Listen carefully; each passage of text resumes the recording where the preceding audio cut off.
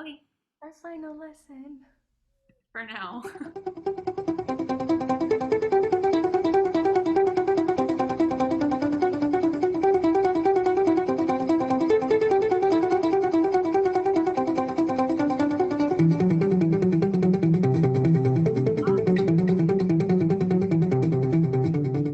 Welcome back to our guitar lessons, and this may be our last lesson for at least a little while as we kind of transition into the summer and our virtual conservatory programs. But I hope this has kept you going for these last couple months. And like I said, it'd be awesome if, we saw 5 or 6 guitar players just spring up across the division or even around the world as folks have watched with us. But how amazing would it be if, in June, July, you go back to your core and say, hey, I've been checking out these videos while I've been at home, and now I'm ready to see if I can help out with music at the core. So we'd really love to see that, and let us know, if you've had some success with these videos. We've sure loved watching Chloe and Sarah learn along as well. So maybe they'll be playing at their core sometime soon too. But today, as we finish up, I just want to get into one more thing. And as a guitar teacher, this is, kind of controversial, and I like to kind of wait until we've at least learned 2 or 3 keys before we bring out the capo.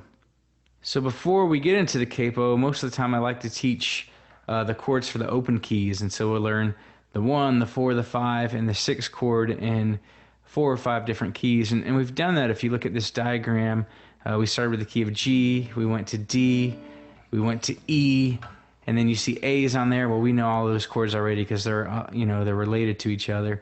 The key of C is the only one where there's that F chord, which, most people play as the bar chord.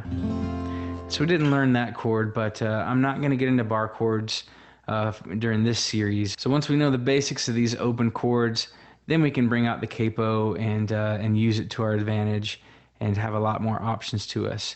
Now, I made a video a couple years back that goes into way more depth than we're going to get in today about all the different reasons you'd use it and the theory behind it and all that kind of stuff. I'm not going to go into quite that detail today, so check out that video if you'd like after this one for more information. But let's just give you 2 examples for today, and we'll call it done. So first of all, we're going to look at the song Amazing Grace. And, Chris Tomlin did the update with My Chains Are Gone. And so a lot of times this would be in the key of E. And you guys know these chords. Amazing grace, how sweet the sound, saved a wretch like me. Right? So we kind of learned that in the last couple lessons with all these sliding chords, C sharp and all that kind of stuff. But let's say, hey, I'm really not that comfortable with E just yet. Can I bring the capo out and try to play it in another key that I already know? And so what the capo is doing is this is the nut here that the strings kind of stretch over. And as we put the capo on each fret, it's just shortening the length of the strings, and it's raising it higher. So if this song is in the key of E originally, we have to think about, all right, what chords do we know already that are close to an E? Just think about the alphabet. And like we said, we've already learned the D, the key of D, and so that's real close. That's 1 letter away from E, and so that's where we're going to go. And so if I want to play in the key of E, well, E and D are a whole step apart, or 2 half steps, or 2 frets, right? And so if I put the capo here on the 2nd fret, then I play my D chord. Well, that sounds exactly like an E chord, just with a different voicing. But so that's kind of the basics of it. D is 2 half steps lower than E, and so I need to raise my guitar up 1, 2 half steps. And now when I play in the key of D, I'm actually playing in the key of E, right? And so I hope that makes sense. Again, I'm going to blow by this today, and if you want more detail, you can go back to the other video. So as you can see with what the diagram we'll put on the screen, originally the Amazing Grace is the key of E, so those are going to be the first chords that are bold, and then right beside that is going to be chords in parentheses, and those are going to be the chords I'm going to play. So I'm playing a D, but it's sounding in E, okay? And so we would go, Amazing Grace, how G, the D, it saved a wretch like A. All right, and if you're playing at home, you know, maybe you try it in the key of E just to make sure that I'm not lying to you and these chords are matching up. Or like I said, if you're not comfortable with E yet, then you can put the capo on if you have one and play in this, you know, transpose key, as it were. So we get to that second line. I once was lost, but now I'm found. Was blind, but now I see. Right? So again, we kind of use the capo to get into maybe a key we're more comfortable with. And also, if you look at those slash chords, again, you don't ever have to play them if you're not comfortable, especially if you have a bass guitar player or a keyboard player. They can play the low notes. But an E over G is kind of a tricky chord, and I use a cheater chord for it, so I'm not going to talk about that today. But D over F sharp, we talked about before, where you just play the D chord, and then you slap your thumb on the second fret on the E string, and then we have that slash chord even if you wanted to play that. So now let me just back up for 1 second, because you know I've jumped in here with the capo on the second fret, but then with your chord shapes you have to then move everything up, okay? And so now the third fret, which has that dot on it with my guitar, that's actually now the first fret, and so now I need to move up my shape. So like really the G chord now, instead of playing it on the third fret, I'm playing it on mostly on the fifth fret. Okay, so you just move everything up, you know, a number of steps compared to, you know, where the capo is on the neck. Okay, so it gets a little bit complicated, and that's where some of these dots on your guitar are going to come in helpful with, you know, remembering where you are. So let's skip ahead to another song, which is How Great Is Our God, and just give you another example about how you could use a capo. And so a lot of people will learn the song in the key of G, but, you know, if I go back to the verse, the splendor of the King, clothed in majesty, the Lion and the Lamb, the Lion and the Lamb. It's a little bit low in my voice, right? And so a lot of times I'll play this song in the key of A.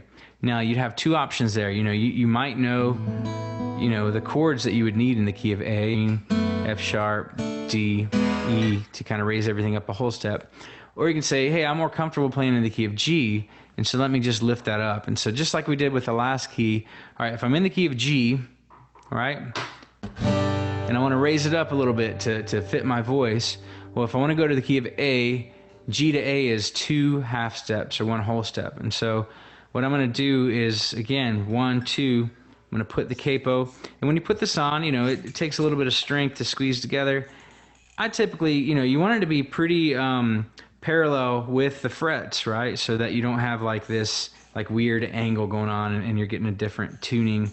And then I put it as close to the next fret as I can. So if I'm on the second fret, I'm not really going to be in the middle, but I'm going to be closer down toward the third fret, but before that actual fret starts, you know, just to get the right amount of tension. So I'm in the key of G now, right? So I'm going to play on the 5th fret instead of the 3rd fret. So my middle finger is on the 5th fret.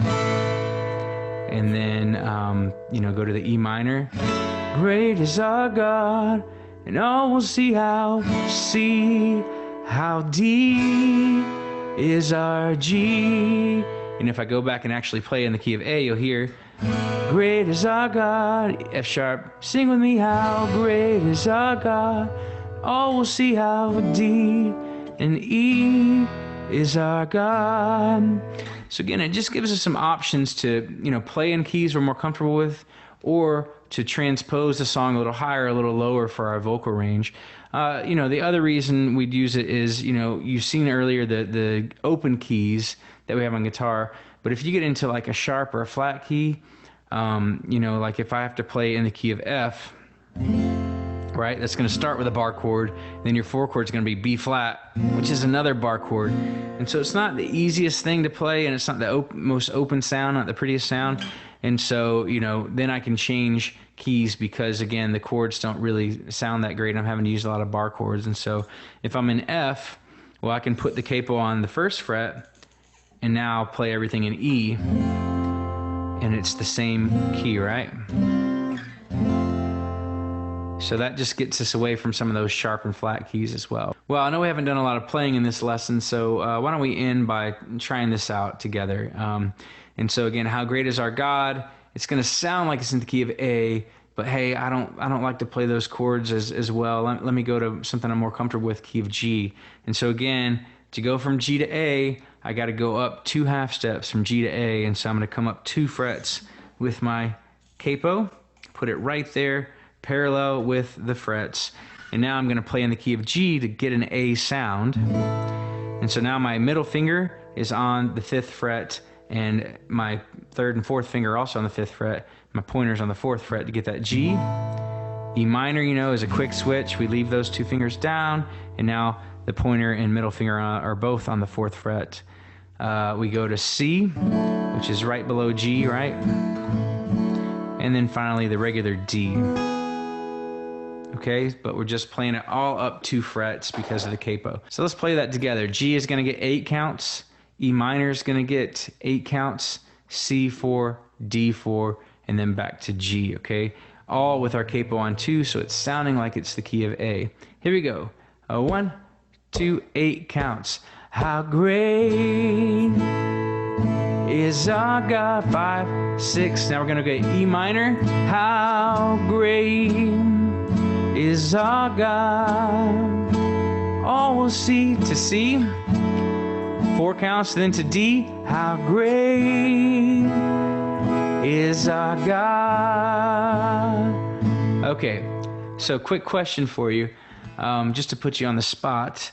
Now we're playing in the key of A, but we're playing G chords. What if it's like A sharp or B flat, the enharmonic key? How do we get up to that? Any questions, any ideas, any thoughts? Yeah, so if we're in the key of A and we're on the 2nd fret playing in G, well, we want to go up another half step to get to A sharp or B flat. And so yeah, we're going to still keep playing in the key of G, but now we're going to come to the 3rd fret, and our G is going to start on the 6th fret. Okay? And so now we're playing in B flat. So let's try that together, okay? Everybody move your capo up to the 3rd fret. Now we're playing a G, capo 3rd fret, but we're playing in the key of B flat. Let's try that together. 1, 2, 8 counts. How great is our God. To E minor. Sing with me, how great is our God. And we're going to go to C. All will see how great. Then to D. How great. Back to G is our God. Right. We can keep going up the neck. I will just encourage you, you know, I wouldn't go probably much higher than the 5th fret, because, you know, let's say I go up to the 7th fret. Okay, and now I'm playing in the key of D now, right?